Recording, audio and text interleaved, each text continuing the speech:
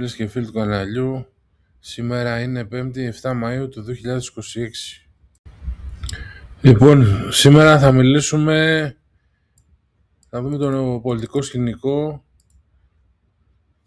για τα μεγάλα κόμματα και τα νέα που θα προκύψουν από Σαμαρά, Τσίπρα, Καριστιανού και τις αδυναμίες και τα πλεονεκτήματα.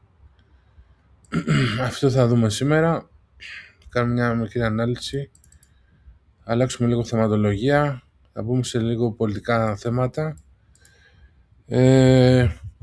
Το πολιτικό σκηνικό στην Ελλάδα μοιάζει σήμερα πιο ρευστό από ό,τι τα τελευταία 10-15 χρόνια.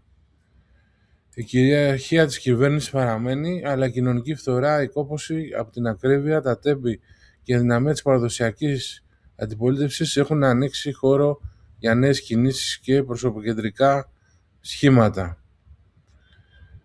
Λοιπόν, να δούμε λίγο τα κύρια κόμματα, τα τρία κύρια κόμματα έτσι που έχουν πολιτικό ενδιαφέρον είναι η Νέα Δημοκρατία, το ΠΑΣΟΚ, Κίνημα Αλλαγής και ο ΣΥΡΙΖΑ. Και θα θα δούμε λίγο τις τρεις μεταβλητές που μπορούν να αλλάξουν το σκηνικό, το πιθανό κόμμα Σαμαρά, την επιστροφή Τσίπρα με νέο φορέα και το φαινόμενο της Καριστιανού. Λοιπόν, αρχίσουμε με τη Νέα Δημοκρατία. Να δούμε λίγο ως πλεονεκτήματα. Μπορούμε να πούμε ότι παραμένει η μόνη ξεκάθαρα κυβερνητική δύναμη με μηχανισμό εξουσίας. Έχει ακόμα ισχυρή στήριξη από τη μεσαία τάξη, το επιχειρηματικό κόσμο και τους πιο συντηρητικούς ψηφοφόρους. Η αντιπολίτευση είναι κατακαιρματισμένη και άρα κερδίζει μέσα από τη σύγκριση. Τώρα, οι αδυναμίες της Νέας Δημοκρατίας ποιες είναι? Φθορά της εξουσίας μετά από πολλά χρόνια διακυβέρνησης, υποθέσεις όπως τα τέμπη, παρακολουθήσεις, η ακρίβεια και τα ζητήματα θεσμών έχουν πλήξει την εικόνα αξιοπιστίας. Υπάρχει εσωτερική πίεση από δεξιά πατριωτική πτέρυγα, ειδικά γύρω από τον Αντώνη Σαμαρά. Αυτοί δηλαδή που επηρεάζονται οι βουλευτές κυρίως από τον Αντώνη Σαμαρά. Τώρα, όσον αφορά το ΠΑΣΟΚ, Κίνημα Αλλαγής, ως πλεονεκτήματα εμφανίζονται η θεσμική και η πιο ήπια αντιπολίτευση. Έχει παραδοσιακές ρίζες στην αυτοδιοίκηση και σε μεγαλύτερες ηλικίες και στο συνδικαλιστικό κομμάτι θα έλεγα εγώ, και μπορεί να λειτουργήσει ως κόμμα συνεργασιών. Όμως, δυσκολεύεται να εμπνεύσει δυναμική εξουσίας, πιέζεται και από τα αριστερά με πιθανό το νέο σχήμα Τσίπρα και από αντισυστημικές ψήφους, γιατί το ΠΑΣΟΚ είναι πλέον συστημικό εδώ και δεκαετίες. Δεν έχει ακόμα ηγετικό αφήγημα που να ενθουσιάζει τους νεότερους. Λοιπόν, όσον αφορά το ΣΥΡΙΖΑ τώρα, πλεονεκτήματα. Διατηρεί ακόμα κομμάτι της αντιδεξιάς βάσης, έχει κυβερνητική εμπειρία και στελέχη. Ο Τσίπρας εξακολουθεί να έχει προσωπικό πολιτικό κεφάλαιο στο ΣΥΡΙΖΑ και οι δυναμίες του είναι μετά τη διάσπαση και τις εσωτερικές συγκρούσεις έχασε την ταυτότητά του.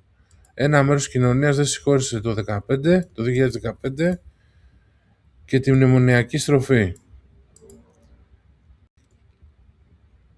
Δυσκολεύεται να εκφράσει ταυτόχρονα ριστοσπαστισμό και κυβερνησιμότητα. Είναι δηλαδή σε μια σύγκρουση εσωτερική. Τώρα, οι τρεις μεταβλητές που μπορεί να αλλάξουν το σκηνικό. Ένα, το πιθανό κόμμα Σαμαρά. Ο Αντώνης Σαμαράς φαίνεται να εκπροσωπεί ένα κομμάτι της παραδοσιακής δεξιάς που θεωρεί ότι η Νέα Δημοκρατία έχει μετακινηθεί υπερβολικά προς το κέντρο. Τι θα μπορούσε να κερδίσει σε βάση πατριωτικό και συντηρητικό ακροατήριο? Ψηφοφόρους που κινούνται μεταξύ Νέας Δημοκρατίας, Ελληνικής Λύσης και δεξιών μικρών σχημάτων. Αντιδράσεις σε εθνικά θέματα, μεταναστευτικό και εγώ κατζέτα. Τα πλεονεκτήματα είναι το βαρύ πολιτικό όνομα, ισχυρά δίκτυα στη δεξιά παράταξη, εμπειρία και σαφές ιδεολογικό στίγμα. Αδυναμίες του πιθανού κόμματος Σαμαρά λέμε τώρα. Ηλιακή και πολιτική παλαιότητα. Δηλαδή έλλειψη δυναμισμού, δυσκολία να προσελκύσει νέους ψηφοφόρους και κίνδυνος να φανεί ως κόμμα διαμαρτυρίας χωρίς προοπτική εξουσίας. Αν κατέβει, πιθανό είναι να αφαιρέσει ποσοστά από τη Νέα Δημοκρατία παρά να δημιουργήσει νέο πλειοψηφικό ρεύμα. 2. Η επιστροφή της Τσίπρα με νέο φορέα. Υπάρχουν πολλές αναφορές για οργανωμένη επιστροφή του Αλέξη Τσίπρα με νέο σχήμα ή νέο προοδευτικό μέτωπο. Τι προσπαθεί να κάνει ο Αλέξης Τσίπρας? Να ξεπεράσει τον μπραντ του παλιού ΣΥΡΙΖΑ, να ενώσει την αριστερά και τη σοσιαλδημοκρατία και τον οικολογικό χώρο και να εμφανιστεί πιο όριμος και κυβερνητικός. Πλεονεκτήματα που θα έχει αυτό το σχήμα είναι ότι παραμένει ο μόνος κεντροαριστερός πολιτικός με εμπειρία πρωθυπουργίας, έχει αναγνωρισιμότητα και διεθνές προφίλ, μπορεί να τραβήξει απογοητευμένους ψηφοφόρους του ΠΑΣΟΚ και της αριστεράς.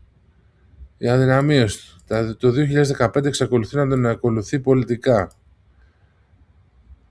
Ένα μέρος της κοινωνίας τον θεωρεί αναξιόπιστο. Η κοινωνία δείχνει γενικά κόπωση από επιστροφές παλιών.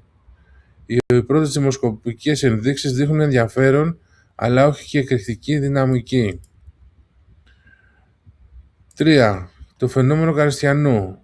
Η Μαρία Καριστιανού είναι το πιο ιδιαίτερο πολιτικό φαινόμενο της περίοδου, επειδή δεν προέρχεται από κομματικό μηχανισμό, αλλά από κοινωνικό τραύμα και ηθικό συμβολισμό γύρω από την υπόθεση των τεμπών. Γιατί έχει απέχηση. Γιατί εκφράζει οργή απέναντι στο πολιτικό σύστημα συνολικά, έχει αυθεντικότητα και ηθικό κύρος για πολλούς πολίτες. Προσελκύει ανθρώπους που δεν εμπιστεύονται κανένα κόμμα. Πλεονεκτήματα. Αντισυστημική δυναμική. Συναισθηματική σύνδεση με την κοινωνία, μπορεί να πάρει ψήφος από όλο το φάσμα, το πολιτικό. Αδυναμίες. Άλλο κοινωνικό σύμβολο, άλλο και πολιτικός οργανισμός. Δεν έχει δοκιμαστεί σε πρόγραμμα οικονομία, εξωτερική πολιτική. Υπάρχει κίνδυνος προσωπολατρείας χωρίς δομή.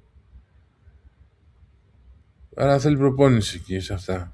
Οι δημοσκοπήσεις δείχνουν ότι αρχικά προκάλεσε σοκ στο σύστημα, αλλά η δυναμική φαίνεται να σταθεροποιείται όσο πλησιάζει το ενδεχόμενο πραγματικού κόμματος.